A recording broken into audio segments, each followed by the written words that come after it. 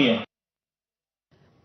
महायुती जर उमेदवार ठरवू शकत नसेल तर विकास कामं काय करणार अशी टीका काँग्रेसचे नेते सतेज पाटलांनी केली आहे। कोल्हापुरातल्या लोकांचा विश्वास संपादन करण्यापूर्वी महायुतीनं कार्यकर्त्यांचा विश्वास संपादन करायला हवा होता असा खोचक सल्लाही त्यांनी दिलाय।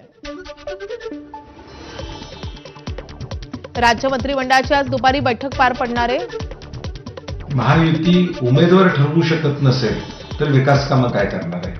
कोल्हापुरातल्या लोकांचा विश्वास संपादन करण्याआधी महायुतीनं स्वतःच्या कार्यकर्त्यांचा विश्वास संपादन केला पाहिजे। जे स्वतःच्या कार्यकर्त्यांचा विश्वास संपादन करू शकले नाहीत, यादी डिक्लेअर करू शकले नाहीत, बी फॉर्म फक्त द्यावे लागले त्यांना ऑफिशियली अजून 3 वाजेपर्यंत, आज शेवटच्या दिवशी 3 वाजेपर्यंत ते अधिकृत यादी जाहीर करू शकले नाहीत की आमचे अधिकृत उमेदवार आहेत। याचा अर्थ काय की कार्यकर्त्यांच्यावर त्यांची पकड नाही। जे स्वतःच्या कार्यकर्त्यांवर या ठिकाणी विश्वास ठेवू शकत नाहीत, न्याय देऊ शकत नाहीत, ते कोल्हापूर शहरातल्या लोकांना न्याय देऊ शकणार नाहीत असं आमचं ठाम मत आहे। राज्य मंत्रिमंडळाची आज दुपारी बैठक पार पडणार आहे। राज्यात आचारसंहिता असल्यानं महत्त्वाचे निर्णय घेतले जाणार नाहीत। मात्र निवडणुकीसंदर्भात राज्य मंत्रिमंडळाच्या बैठकीमध्ये आढावा घेतला जाण्याची शक्यता आहे। तसंच आगामी जिल्हा परिषद पंचायत समितीच्या निवडणुका समोर ठेवून काही घोषणा होते का हे पाहावं लागेल।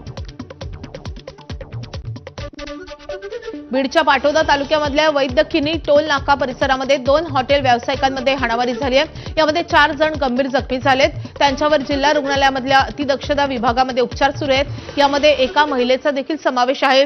भाजपचे आमदार सुरेश धस यांचा कार्यकर्ता राहुल शिंदेनं साथीदारांसोबत मारहाण केल्याचा आरोप जखमी व्यक्तीनं केलाय। डायरेक्ट माझ्या भाषेला मारायला चालू केलं। मी मध्ये गेलो, मला मारलं, दाजीला मारलं, बहिणीला मारलं। मारल्याच्या नंतर त्यांनी पुन्हा त्यांच्या हातामध्ये 3-4 जण तलवारी घेऊन होते।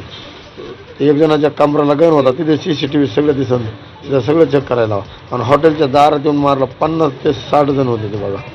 31 डिसेंबरच्या निमित्तानं मुंबईमधले हॉटेल, बार, रेस्टॉरंट आणि ऑर्केस्ट्रा पहाटे 5 वाजेपर्यंत सुरू राहील। नवीन वर्षाचं स्वागत साजरं करण्यासाठी ही विशेष परवानगी देण्यात आली आहे। त्यामुळे मुंबईकरांना रात्री उशिरापर्यंत याचा आनंद घेता येईल। 31 डिसेंबरच्या पार्श्वभूमीवर मुंबईमध्ये कडेकोट बंदोबस्त ठेवण्यात आलाय। पोलिसांचा मोठा फौजफाटा बंदोबस्ताकरता सज्ज असेल। मुंबई पोलिसांचा शीघ्र कृती दल, बॉम्ब शोधक पथक, दंगल नियंत्रण पथक आणि होमगार्ड यांना मदतीसाठी वापर होणार असून ठिकठिकाणी नाकाबंदी करून ड्रंक अँड ड्राईव्ह विरोधात विशेष कारवाई केली जाईल। कोणताही अनुचित प्रकार टाळण्यासाठी पोलिसांनी ही खबरदारी घेतली आहे।